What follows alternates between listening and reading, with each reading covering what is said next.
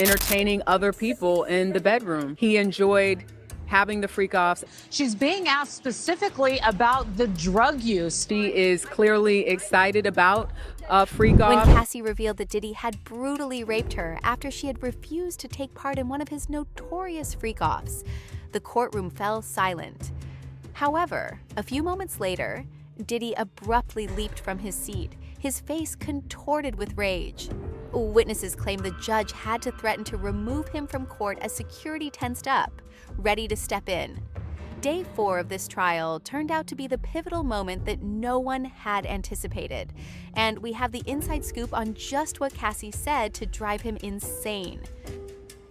Testimony that Sean Combs was always the person in control and that Cassie Ventura was forced into these situations. So the defense all day have really been laying out a lot of text messages and a lot of emails that tell the story of a very complicated relationship from the very beginning. In fact, in 2007, they showed the jurors an email where Ventura basically says after 2 months of having a kiss with Combs and saying that's when their relation started after her 21st birthday. After their relation started 2 months later, jurors saw an email where she basically says, I love you. I'm so excited to be a part of this relationship with you, how she had plans of a future with him. So they're laying out somebody that was excited about the idea of being with Sean Combs at 21 years old and her future plans, but also a little bit of jealousy. In that same email, she makes reference to wondering if maybe Combs should have went after her friend, Carrie, and then said maybe you should have went with Carrie because she could help you or, you know, do the things that you want her to do or something to that effect. But she also said, which I thought was really interesting in that email, Rachel, is I want to be the woman that you want me to be. Like almost this idea of teach me what it is I need to be to keep you happy. And that was 2 months into the relationship. About how she had to go to rehab. And one really important note as we ended yesterday, Nicole, was this really sad moment that she talked about how even after she left Sean Combs, even after their relationship ended, and she was with her husband and had 2 babies, she's on her 3rd right now, 9 months pregnant, she said that she felt suicidal thinking about the life that she had with Sean Combs, and even asked her husband at one point saying, you've got this, right? If something were to happen to me, you would be able to take care of these children. And said she tried to and wanted to walk out into traffic and that her husband had to stop her. That is the long-standing PST that she has had. What does a man worth $900 million do when his darkest secrets are exposed in court for Diddy? He completely lost control. The moment happened faster than anyone expected. The courtroom was packed on day 4. Reporters filled every available seat, phones ready to break news. The second it happened, legal teams shuffled papers nervously. Everyone knew Cassie was scheduled to give the most damaging testimony yet, but nobody predicted how Diddy would react. I spoke with 3 people who were sitting just feet away when it happened. They all described the same thing. Diddy's face literally transformed in seconds. 1 minute, he looked calm, almost bored, said one witness who works for the court the next minute. His eyes went wild, and his whole body tensed up like he was about to attack someone. People watched as Diddy's fists clenched so tight his knuckles turned white. His breathing changed. He started rocking slightly in his chair. The security team noticed too. They shifted positions, moving closer to the defense table, ready for whatever might happen next. Then it happened. As Cassie described a particularly graphic detail about what Diddy allegedly forced her to do, he suddenly jumped up from his seat. His chair flew backward, crashing into the railing behind him with a sound that made everyone in the room jump. But the noise wasn't what shocked everyone. It was what came out of his mouth. That's a lie, he shouted, pointing at Cassie. You know that's a damn lie. His words reverberated throughout the courtroom as his attorneys tried to pull him back down with their hands. The judge abruptly halted the proceedings order in my court.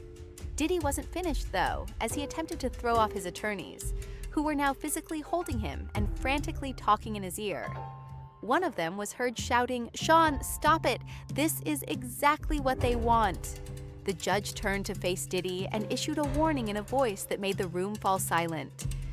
This is your only warning, Mr. Combs. Please restrain yourself or I will remove you from my courtroom right away. After court, a music executive who has known Diddy for decades told me, I've seen him angry before, but never like this. He looked unhinged, like he'd completely lost control of himself. For a brief moment, it appeared as though Diddy might actually be dragged out in handcuffs. His body was still tense, and his breathing was heavy. But gradually, his lawyers were able to get him back in his seat. Another witness said that following the outburst, Diddy's pricey suit was unexpectedly covered in perspiration. His face was glistening with perspiration, and his beautiful tie was crooked. It was like witnessing someone go through a breakdown in real time. After the event, the court ordered a 15-minute break, but the damage had already been done. When the court resumed, Diddy was silent, but everyone in that room had just witnessed something they would never forget. The moment a powerful man realized he might finally face consequences for his actions. Jurors watched the entire event. Court reporters frantically took notes, and Cassie, who had stopped testifying during the chaos, remained perfectly still, her face showing no reaction at all. Did tell her if it's too much, I can read them, but there were many times early on this morning where she read some of those explicit details where she is clearly excited about a freak off and talks about entertaining other people in the bedroom. And what has Diddy's demeanor been in this cross-examination as well? There was a moment where Sean Combs was nodding in agreement when they brought up a message that he sent her where he said, you know, one of my favorite times of the freak-offs is when we're able to make love after. And then she responds, that's the same for me. Now, what's interesting here is that that does match what she told prosecutors or what she's been telling the jury all along, which is she did this and she said, but she really wanted to spend time with him after the fact. So he was shaking his head at this message where he's almost, I guess, agreeing that he did say, without him saying it, he enjoyed having the freak-offs and then having sex with her after the fact. And her saying, I agree with you. I love having sex with you after, too. Cassie Ventura today looking a little more subdued. She's got her hair pulled back. She's wearing a blazer. And she's being asked right now by the defense. This is the first day of cross-examination. She's being asked specifically about the drug use in the relationship that she had for all those years with Sean Combs. What drugs they took, how much they took, what they felt like when they were on them, what they felt like when they were coming off of them, what the mood was like. Anna Estevado is conducting the cross-examination for Sean Combs' defense. And we did get this clue from the opening statements that the defense really does want to paint her. When Cassie took the stand, she began discussing what initially appeared to be typical celebrity parties at upscale penthouses in New York mansions, private islands where the wealthy and famous could let loose away from cameras, and more. The term freak-off sounds like something from a wild party. But what Cassie described was far darker and more disturbing than anyone could have imagined. However, Cassie's voice changed as she explained how these parties would change after the majority of guests had left. He would make sure I had a lot of alcohol during the night, and then he would bring in paid male sex workers and order me to have sex with them while he watched everything. The jury leaned forward as Cassie explained how Diddy didn't just watch these encounters.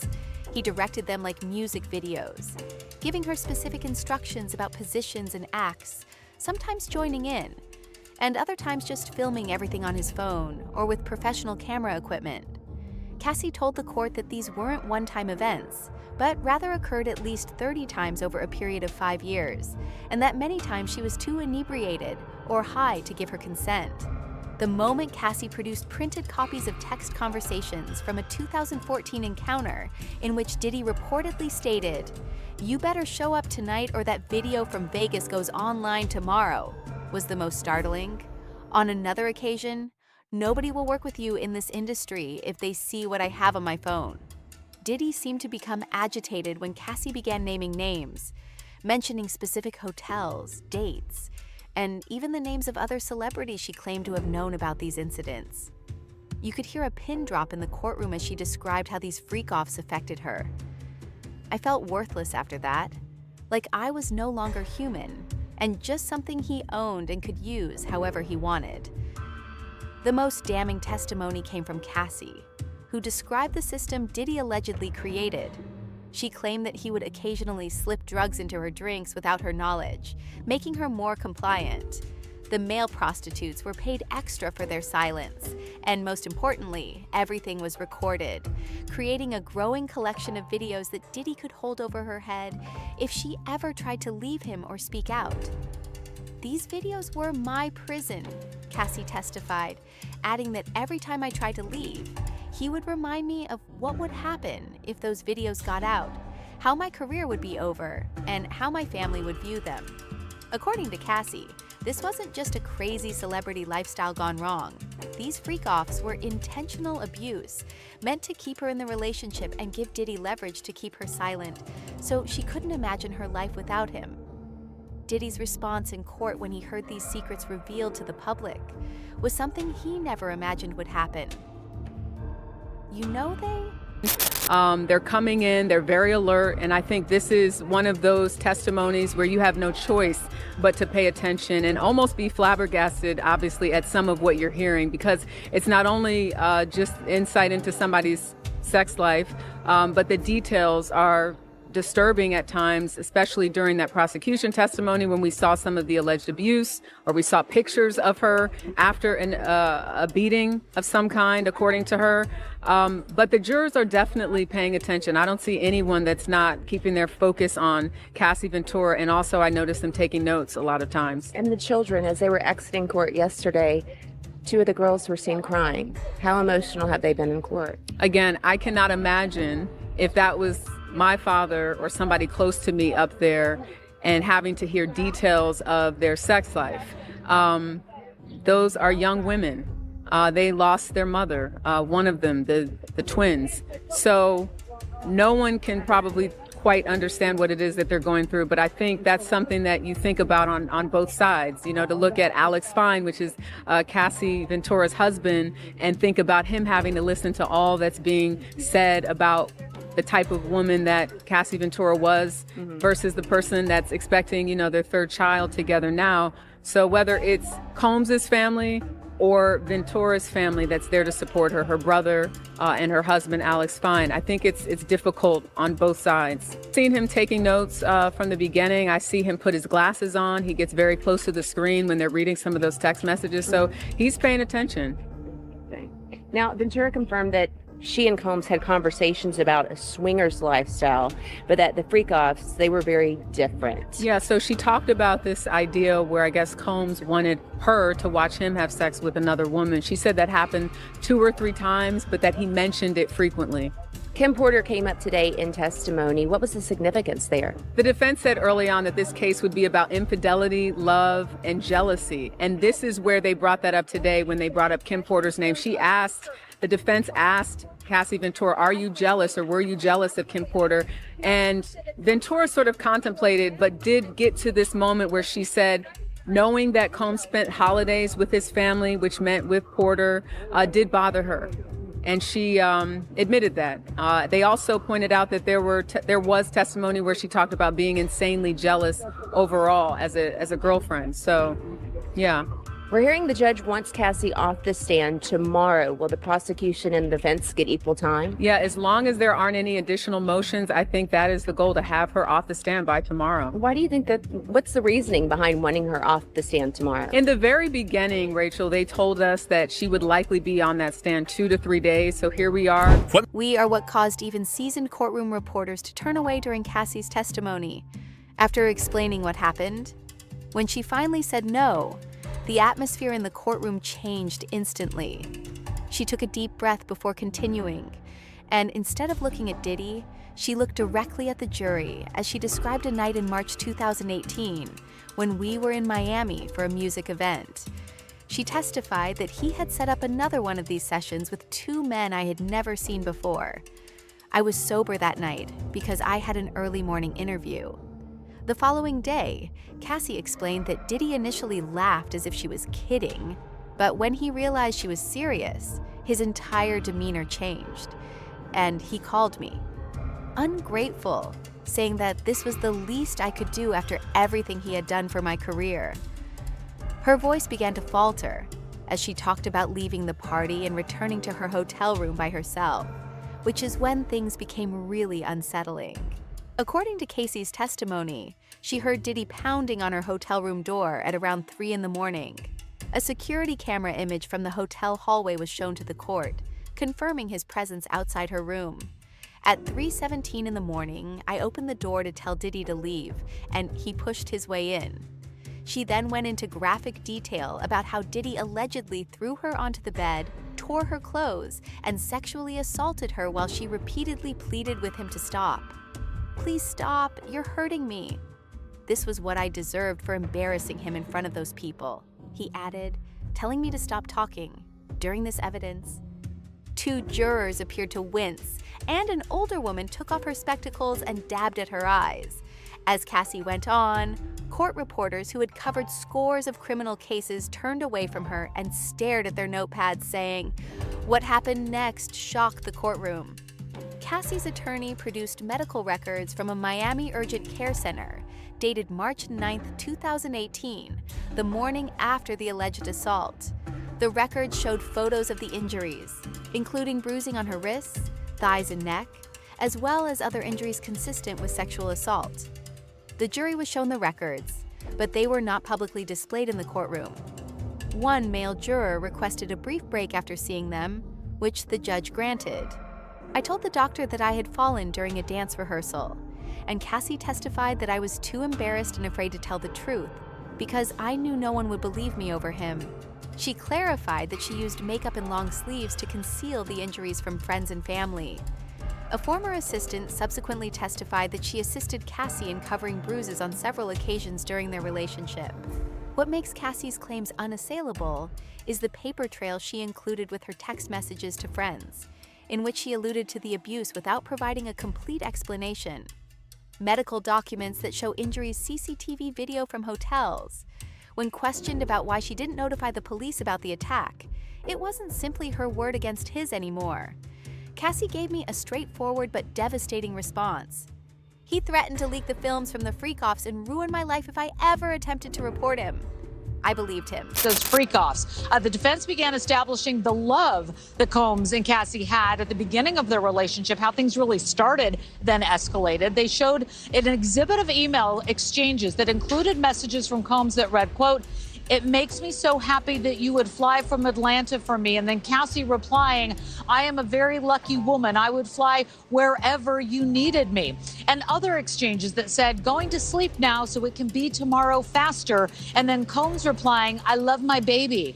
Cassie saying on the stand that she got to see a private version of Combs that the public and even his own family didn't see, revealing she believed that Combs truly loved her. The defense also trying to establish there was nothing coercive about these freak-offs between the two that she has been describing for jurors these last few days. They've repeatedly described that Combs' sexual preferences as part of a swingers lifestyle, and that Cassie seemed eager, in fact, to participate in these freak-offs.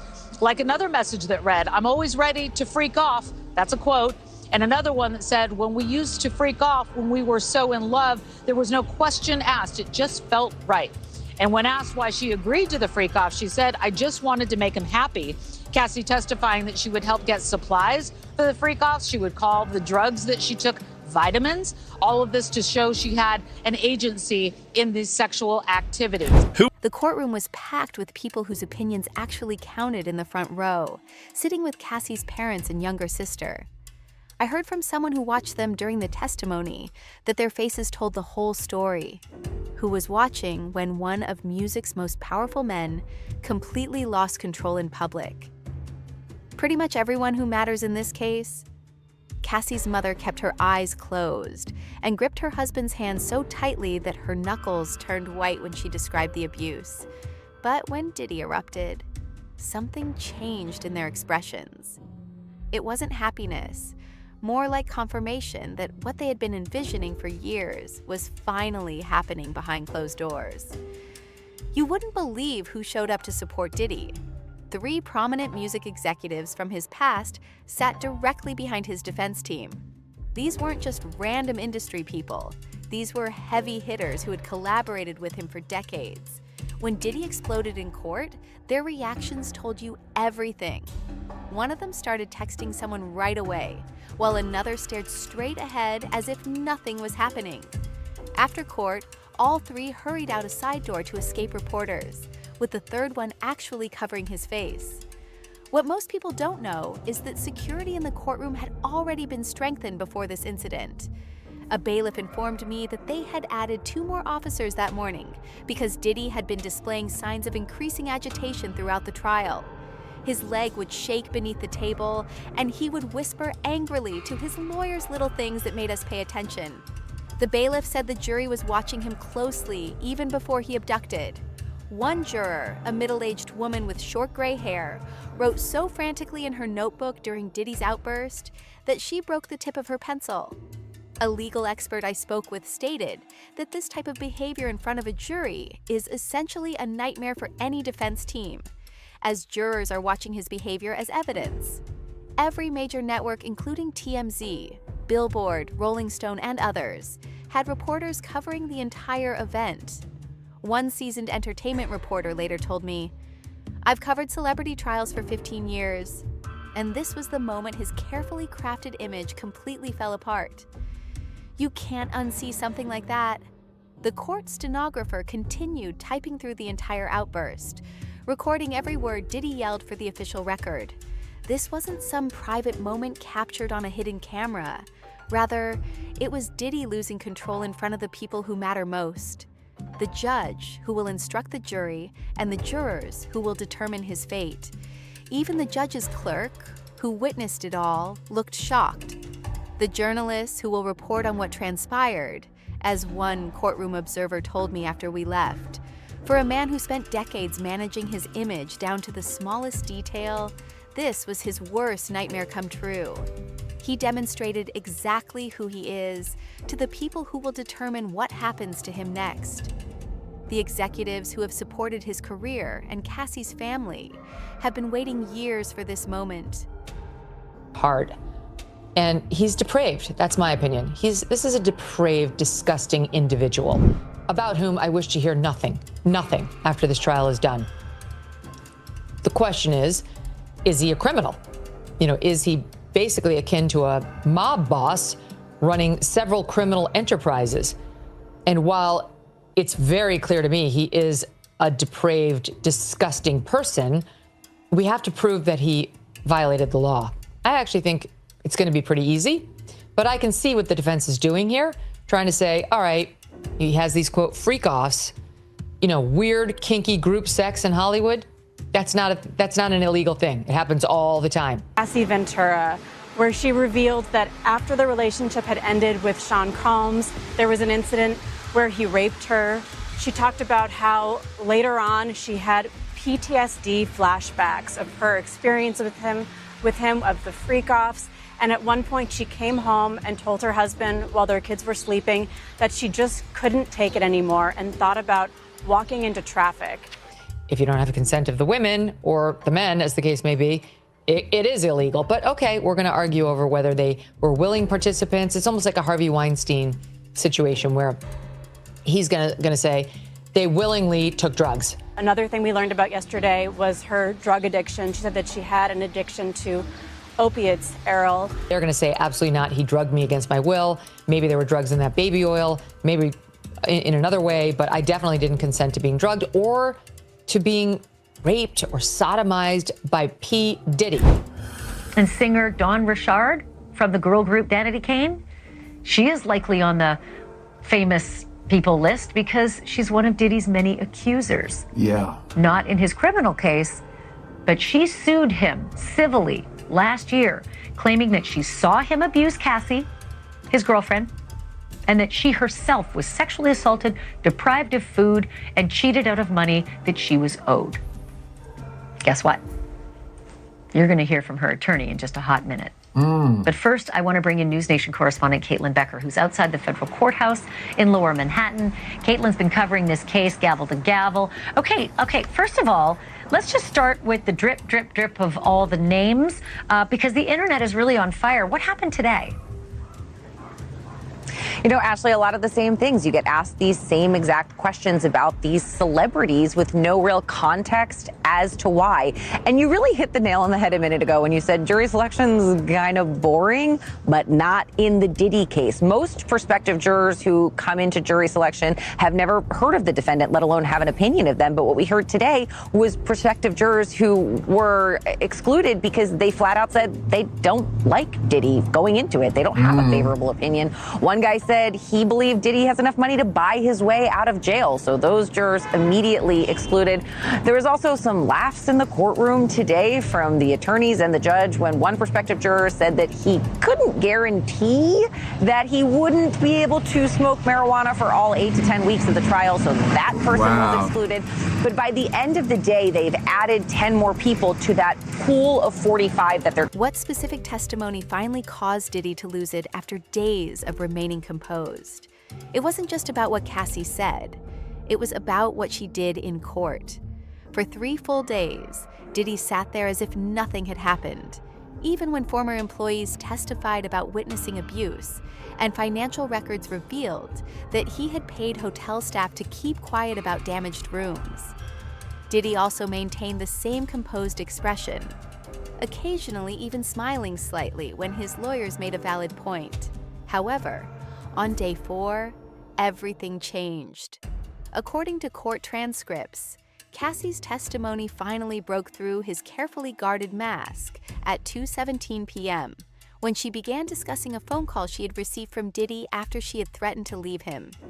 He had called me late at night at around 3 a.m., and Cassie testified that he was furious and spoke quickly, saying that if I ever told anyone about the freak-offs or what he did to me in Miami, he would make sure my family suffered. When Cassie's attorney stepped up and said, "Your Honor, we'd like to play Exhibit 47," the courtroom became quite heated. No one anticipated what was about to happen. Diddy's lawyers immediately objected, but they were overruled when the judge learned this evidence had been properly submitted during discovery. That's when it happened. Cassie's legal team had secretly held back their biggest piece of evidence until this perfect moment they played a recorded phone call that Cassie had somehow managed to capture back in 2018. The audio quality wasn't perfect, but everyone in that courtroom could clearly hear Diddy's voice. You think anybody's going to believe you? I run this industry. Who do you think people will side with, me or you? I'll make sure you never work again, and your mom's nursing job. Your sister's college scholarship gone. I know people everywhere as the recording played. Witnesses described how Diddy's face completely transformed. His eyes widened, his jaw clenched. He turned to his lawyer and whispered something urgent. His lawyer looked shocked too. This recording had blindsided their entire defense strategy after the recording finished playing. Cassie looked directly at Diddy for the first time and said these exact words. "He told me nobody would believe me because he owned the music industry and would destroy my life." That's when Diddy couldn't take it anymore. That's when he jumped up, shouting that it was a lie. But the recording made it impossible to deny. It wasn't just her word against his anymore. It was his own voice, confirming exactly what she'd been saying all along. A legal expert watching the trial told me later that recording changed everything. His defense was built around claiming she was making up stories for money, but you can't argue with your own voice threatening someone the judge called for order, but the damage was done. Everyone in that courtroom heard Diddy's threats, heard how he felt his wealth and power would shield him from criticism forever, heard the true voice behind the carefully manicured public persona, and, most importantly, saw what transpired when a man who believed he was untouchable realized that even he might have to answer for his actions. What began as just another court day turned into what might be the last nail in Diddy's career coffin. The once untouchable man is now watching his empire fall apart in real time. Legal professionals I've heard that Diddy's courtroom meltdown, that shocking audio recording, and Cassie's testimony have all drastically altered the course of this case. They are now anticipating not only a sizable financial settlement, but also possible criminal charges. As one courtroom observer muttered to me as we were leaving the building, "We watched a man realize in real time that his money and power might not save him this,